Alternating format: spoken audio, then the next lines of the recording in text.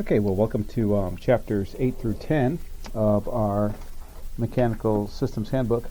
Um, this is kind of a, I guess you would call it sort of a hodgepodge in a way, but really these three sections go together very nicely in the sense that they sort of kind of wrap around the management of energy and really some of the considerations when it comes to dealing with long-term operations and cost opportunities within a facility.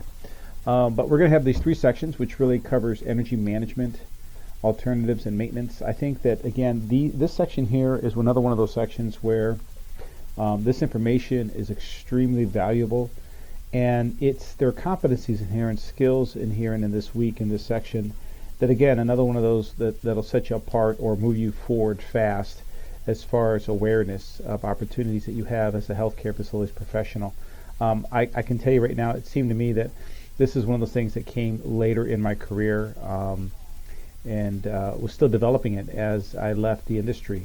And how I could have just would have just loved having courses like this early on in my career and have gained a better understanding. Now, some of this we have covered before. Again, doesn't help to have an iteration to cover it again. This is kind of what caps off the book, which I think is pretty good. I think it's been a decent book. I think that there's no doubt that we could go deeper into several of these subjects. But from a leadership perspective, I think it's given a pretty nice overview of, as a leader of mechanical systems, and really, again, like we said in the beginning of the course of this section of this or of this book, it really does put an emphasis on, energy and savings and cost. It should give you plenty of ideas on things to work with. What I want to do is just kind of briefly touch on each of these chapters on this introduction to this module. The first chapter is on energy management, and really this chapter here talks about identifying and justifying projects. It gives a really nice list. I probably would have flipped it, actually. I probably would have gone through justifying projects first and talked about all the opportunities you have, and then talked about how you justify them. But that's fine. Either way, the book talks about how you justify, net present value, the cost of money. It's the language of, it's the language of administration. It's the language of accounting folks and our CFOs. And really, if we can start speaking that language and build that bridge, it's powerful. It's one thing. Simple payback, I think, is something that obviously it's easy to understand. It's very basic math, and I think that for too long we relied on simple payback as the way to communicate, and simply what we were told many times, where if something paid back in less than a year or 2 years, which I found to be just extraordinarily difficult to find projects that paid back that quickly.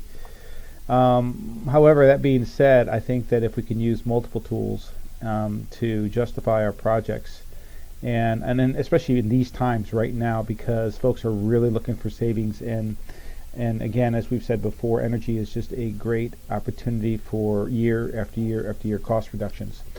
So, this section here goes over, justifying projects, talks about lead and design, and then again gives a couple of formulas which we'll practice. We'll have some assignment doing some of these formulas and working through them, and then obviously throw a couple of them on the quiz at the end of this section. So, little different formulas than what we learned before in one of our capstones, but to the same net result as far as knowing the value of money as it relates to interest rates and things like that over time. But then after that, we're just going to talk about all these energy checklists. And I went through that list and was reading it, and so many of these things have done over my career, and some wish I could have done and never was able to do during my career. But and in fact, if you have newer facilities, many of these things are built right into your facility. So we'll be reviewing those. I'm not sure if really we're going to do much with those in terms of an assignment, but I think they're just really great things to look at, and a fairly comprehensive list, in fact.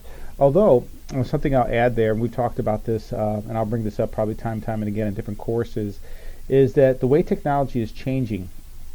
Right now, we're not there yet exactly, but going back over to a subject I talked about at one of my collaborate sessions, some of you may have been in that session, and that had to do with power or energy or power over Ethernet.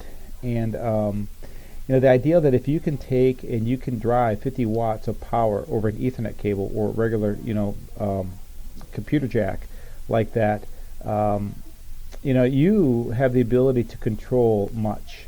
Small example would be if you actually put in a lot of LED lighting and it was controlled through an Ethernet cable and powered through Ethernet cable. You could program that to sensors in a corridor or even sometimes in the light where, those lights can be off until someone steps into the space. Or what you might do on the hallways, you might turn on every third light or something like that, every fifth light, to give a minimum lighting inside the space, or code lighting in the space. And then as people walk down the hallway or people enter the space, these lights come on and go off through timer. I remember being in Indianapolis a couple years ago and going down into a parking garage, and it was dark except for a little bit of lighting. And as I walked across the garage, the lights in front of me lit up while the lights behind me went off. Understanding that most of our spaces are empty most of the time, especially corridors and hallways. What an incredible way to be able to control energy and to be able to just shut things off. Obviously, this ties back to rooms, and it ties back to computers and all kinds of technology in hospitals. And I would gander to say that we could probably reduce energy just by shutting things off like that through sensors,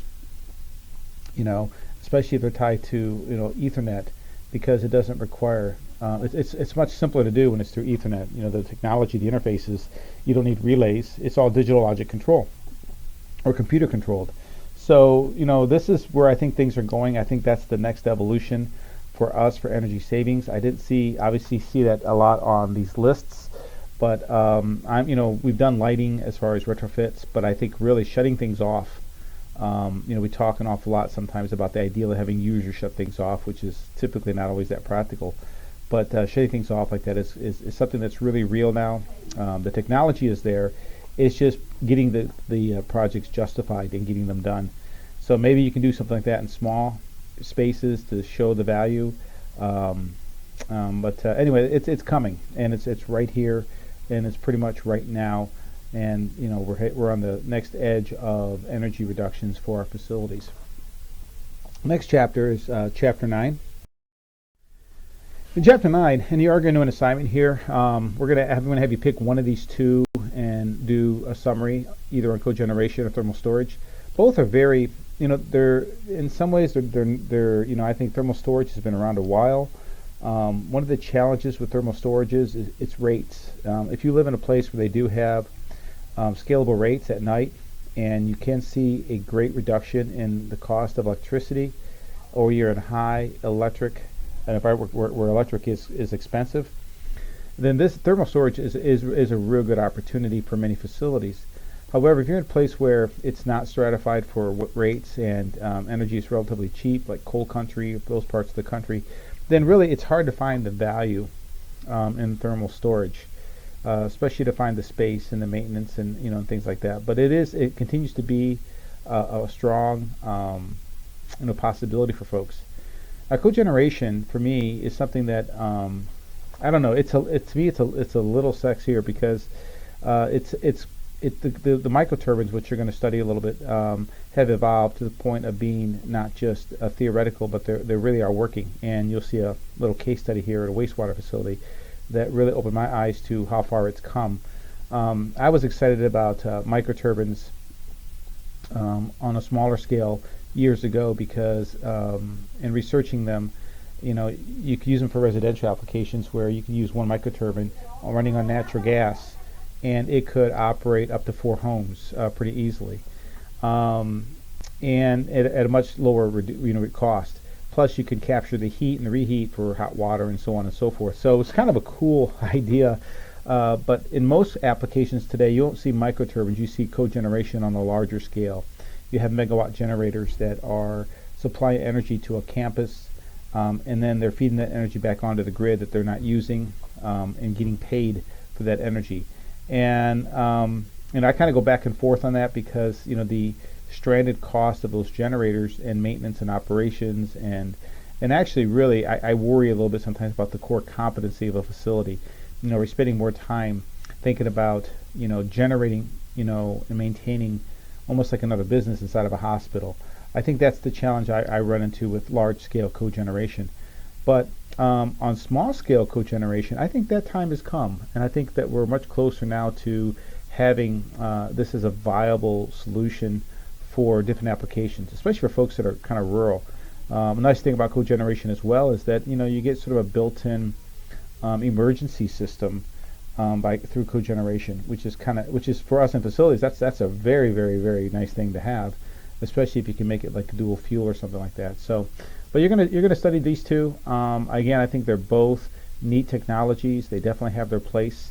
And you're gonna write a summary on them, and I think you'll find that you'll lean towards one or the other for reasons. So that's chapter 9. And chapter 10, which really hits the heart of maintenance and operations, and that's testing and balancing. And I have 2 comments here. One is small projects. We do a lot of small projects. It was really cool to have a student write that they were doing a small project in a laboratory, and they were going to add, I guess, more refrigeration or some more equipment into a space. And because we were studying thermal loading and BTUs and air exchanges and pressurizations and such, the student was able to run calculations and was able to show the department that what they were about to do wasn't going to work. They just weren't going to be able to take out enough, heat load to maintain the space if they did the project. And the folks were pretty impressed that he was able to produce that information. And certainly, if they were going to do it, they're going to have to upgrade, the air conditioning system one way or the other. So, that's pretty powerful. But also with small projects, the things that we tend to almost always overlook is pressurization. When we move walls, the effect of maintaining the space, pressure and turnover rates, and things like that. So, got to be cautious with small projects. They definitely do add up, and they can have a net effect, on a system. So, that's just one of those things and that comes with competency-based training. I guess that's where that's heading. If you're competent, if your staff are competent in understanding how to measure, air and water flow, and understand diffusers and returns and things like that, and they make that just as a constant approach with every small project, then you definitely save yourself major headaches down the road. The other thing I would say with small projects is you find problems. If you have these competencies and you're doing these projects and you're checking these, return rates and supplies and exhaust and return and pumps and speeds and stuff like that, you start finding little issues before they become big issues. Or you find issues that have been going on for a long time and no one realized that they were even there. So competency-based training, I think that's another thing that needs to go along with this testing and balancing conversation. There are about 8 or 9 pieces of equipment that are identified that can be used by maintenance folks, by your staff to do this work. Do we ever really get those folks trained effectively and consistently? Are they comfortable with the tools? And also, do we have the tools checked? That's a very important part of this, and I think you got to be mindful that if you have testing equipment, there is a requirement to have that testing equipment verified, especially if it's taken care of or using it on spaces where patient care is taking place. So, a good section, and again, another good reminder from a leadership perspective. I think all 3 of these sections make a nice sort of capsule, although we're going to cover it in 1 week, but it still makes for a nice little capsule to continue to promote and improve your awareness and your education. So here we go, chapter 8 through 10.